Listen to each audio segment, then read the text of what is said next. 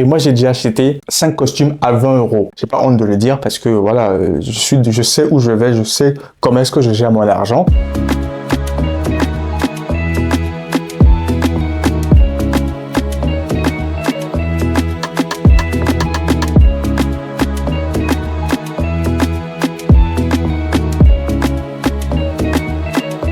Salut! Dans cette vidéo, aujourd'hui, je me propose de te parler de gestion financière. Alors, je précise tout de suite que je ne suis pas banquier, je ne suis pas gestionnaire de patrimoine ou quoi que ce soit, mais il n'en demeure pas moins vrai que la technique que j'applique, la formule que j'applique pour gérer mes finances me permet d'avoir une certaine aisance. Je ne veux pas parler non plus de richesse et d'abondance, mais une certaine aisance. C'est-à-dire que je ne suis pas dans le rouge, je ne me retrouve jamais dans le rouge, autrement dit en découvert. Donc il s'agit tout simplement d'une formule, la formule 50-30-20. C'est pas une formule mathématique compliquée ou quoi que ce soit. Eh bien, c'est juste une question de répartition. Je vais prendre un exemple au travers de cette vidéo pour que tu comprennes mieux. Et tu vas te rendre compte à la fin de cette vidéo qu'en fait, le plus important, ce n'est pas de gagner de l'argent. Le plus important, c'est de gérer l'argent que tu gagnes. En fait, si tu gères mal un budget de 1000 euros aujourd'hui, dans 2 ans, quand tu vas te retrouver avec 200 000 euros ou 2 millions d'euros, avec la même gestion financière appliquée aux 2000 euros, eh bien, tu vas très mal gérer les 2 millions d'euros que tu vas perdre très rapidement. C'est pour ça que je me propose dans cette vidéo, on va aller très vite à l'essentiel, de te montrer comment est-ce que moi je gère. C'est une technique, ce n'est pas moi qui l'ai inventée, tu la retrouver partout, donc que j'applique et qui marche comme sur des roulettes. C'est parti. D'abord, il faut comprendre 2 grandes notions importantes. Eh bien, c'est le besoin et l'envie. En fait, tout ce qu'on met dans le besoin, c'est ce que j'ai listé ici.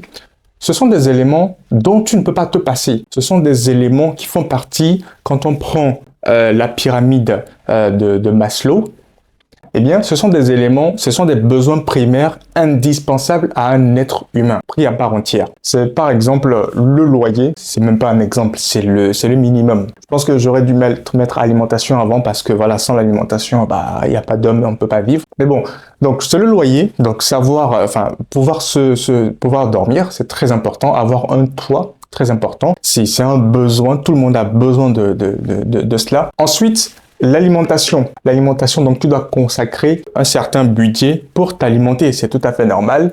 Après, je passe aux charges.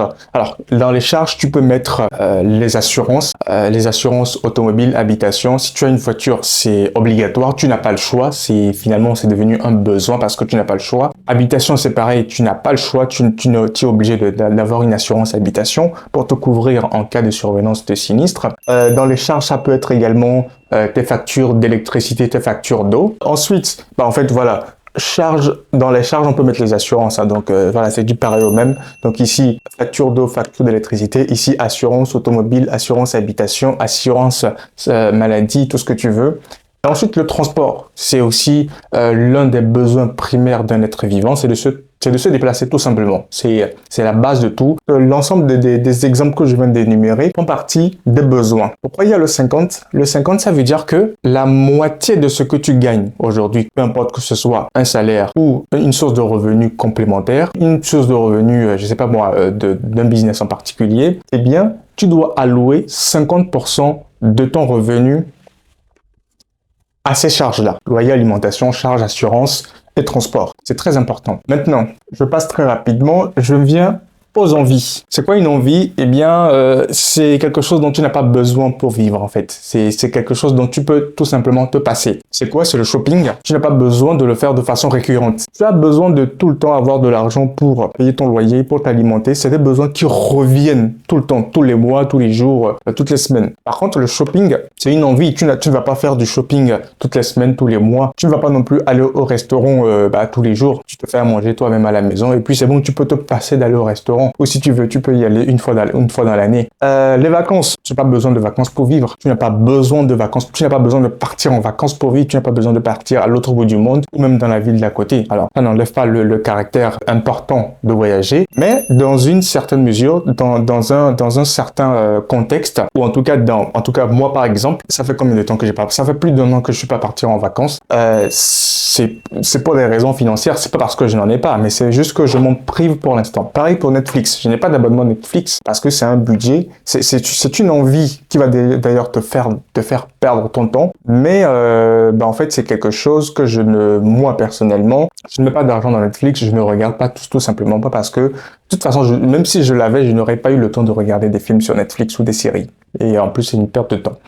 Donc, ça, ce sont des envies. Si tu supprimes toutes ces envies-là, en fait, ta vie va continuer normalement. Il y a des gens qui ont vécu sans, qui ne sont pas morts. Ensuite, les 20% de ton revenu doivent être consacrés à l'épargne ou au remboursement. Alors, ça va être très compliqué de faire les deux, mais c'est soit tu utilises 20% minimum. Alors, il y en a qui vont te préconiser 10%, et moi, je pars sur 20% parce que quand je prends l'exemple, mon propre exemple, je fais plus que 20%. Donc, moi, j'épargne un quart, si tu veux, de mon salaire, et ça fait plus que 20%. Donc, c'est soit tu épargnes après avoir appliqué les 50 et 30, soit tu l'épargnes, soit si tu as un crédit, par exemple, tu as fait un crédit pour t'acheter une voiture que tu dois assurer, assurance, eh bien, les 20% de ton épargne vont participer au remboursement de ton crédit tous les mois. D'où l'intérêt, quand c'est possible, bien sûr, de ne pas acheter de voiture, ou en tout cas de ne pas prendre des crédits à la consommation, tout simplement, parce que si tu alloues 20% de ton argent pour rembourser un crédit, eh bien, en fait, tu n'épargnes pas. Alors que le but de cette vidéo, c'est de te montrer comment est-ce que tu peux dégager assez d'argent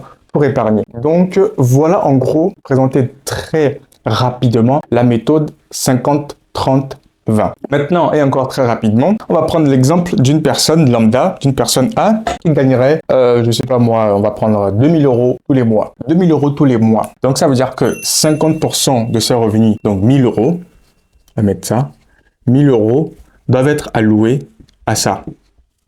Ensuite, 30% de 1000 €, ça fait quoi? 30% de 2000 €, ça fait 600 €. 600 € qui doivent être alloués à ses envies. Pour aller faire du shopping, aller au restaurant, partir en vacances, Netflix si tu veux. Donc seulement 600 € pour l'ensemble de ces éléments. Mais on va voir tout à l'heure qu'il y a la possibilité de taper gros ici pour pouvoir se générer de l'épargne. Et maintenant, les 20% des 2000 €, eh bien, on a 20% de 2000 €, ça fait 400 € qui doit être investi soit dans l'épargne, soit alloué au remboursement.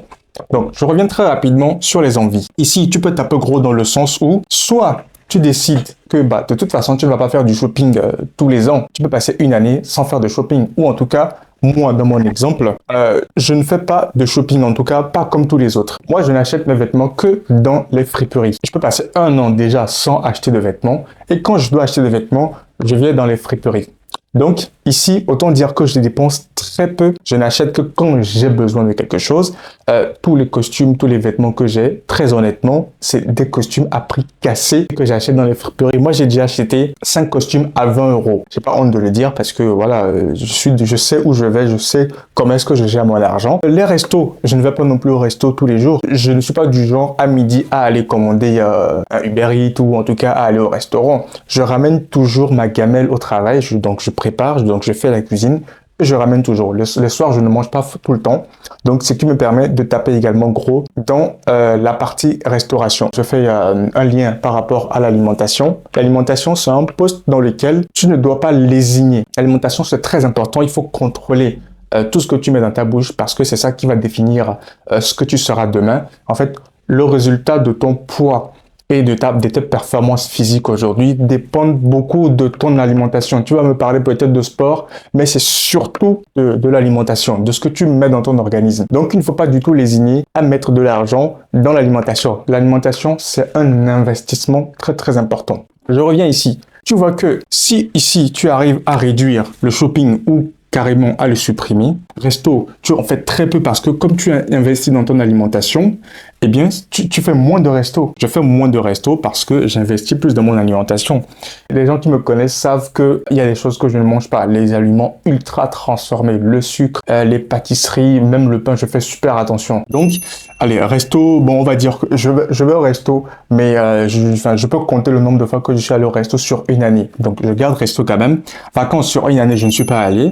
Netflix, je n'en ai pas. En fait, peut-être qu'on va dire qu'il me reste que le resto ici. Et encore, c'est minoré. Donc ici, sur 600 €, peut-être que je ne dépenserai sur 6 mois que 100 € pour le resto. Du coup, je peux très facilement ici épargner 500 € ou on va dire à tout casser 400 €.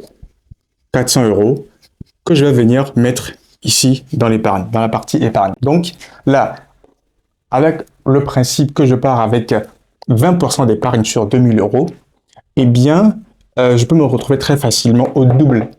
Parce que ici, ce ne sont pas des sacrifices. C'est juste que moi, je ne considère pas le fait que je ne fasse pas du shopping, que je vais au resto, que je ne pars pas tout le temps en vacances. Je ne considère pas ça comme des sacrifices parce que ça ne me fait ni chaud ni froid en fait. Parce que j'ai supprimé tout ça, ça ne me fait ni chaud ni froid. Donc, je peux taper gros ici pour pouvoir mettre ici. Maintenant, en quoi est-ce que tu peux encore plus épargner? C'est ici, le loyer. Le loyer, en fait, c'est le plus gros poste de dépense. Donc, si tu arrives à trouver une méthode pour taper gros dans le loyer, eh bien, tu peux encore mettre le loyer, tu peux le mettre ici, dans l'épargne. Donc, tu vois à quel point est-ce que tu peux aller au niveau de l'épargne. Tu peux même jusqu'à épargner 50% de tes revenus si tu gères bien tes parties envies, si tu gères bien tes envies, si tu es modéré dans tes envies, plus le loyer. Moi, j'ai fait 2 vidéos ici dans lesquelles j'ai déménagé. Je t'expliquais que j'ai déménagé 2 fois de suite pour réduire mon loyer. Je payais presque 800 euros dans un appartement. Je me suis dit à un moment que c'était trop. J'ai déménagé parce que justement je payais trop. J'en avais marre de payer trop pour rien du tout. C'était un très bel appart, mais bon, on s'en fout. Eh bien, j'ai déménagé, j'ai réduit mon loyer. Je suis passé de presque 700, de plus de 700 plutôt, à 550. Ça a forcément impliqué que je parte en colocation parce qu'il n'y a que en colocation que tu pourras trouver des loyers moins important. Et deuxième vidéo dans une deuxième vidéo, je t'ai expliqué que j'avais encore déménagé. Alors, ça, c'était pas de mon fait. La raison principale, c'était que le propriétaire de l'appartement vendait l'appartement, donc on était tous obligés de partir. Et je me suis dit, tiens, c'est une opportunité de trouver un autre logement moins cher. Et que j'ai déménagé, j'ai économisé 50 euros en plus. Donc, je suis passé 50 euros en plus, donc de 550, je suis passé à 500. Donc, je suis passé quasiment d'un loyer à 700. On va dire 700, c'était bien plus, à 500. Je tiens très clairement, très nettement, en net, 200 euros que je peux également mettre ici, dans l'épargne. Voilà, avec 2000 euros, c'est un exemple de comment est-ce que tu peux gérer pour bien épargner. Comment est-ce que tu peux gérer pour bien épargner. Donc, en fait, ici, toi, peut-être que si tu fais tout ça, là, il va te falloir faire des sacrifices. Moi, je ne les vois pas comme des sacrifices. Pour moi, c'est ma vie normale. Donc, je peux déjà mettre 400 euros, passer à 800 euros, plus les 200 euros. Donc, je me retrouve à épargner 1000 euros. 1000 euros d'épargne. Avec un revenu de 2000 euros, tu peux épargner 1000 euros. 1000 euros si tu tapes dans le loyer, 500 euros. Et ici, dans les envies. Donc, voilà. Dans une prochaine vidéo, je t'expliquerai comment est-ce que avec cette épargne-là, tu peux multiplier ton argent. Parce qu'il ne s'agit pas simplement, il ne suffit pas simplement d'épargner, mais le plus important, c'est de multiplier. Parce que si tu aspires à une aisance financière, à une liberté financière, l'épargne uniquement ne te mènera pas à cette liberté financière. Donc, rendez-vous dans la prochaine vidéo. Allez, ciao!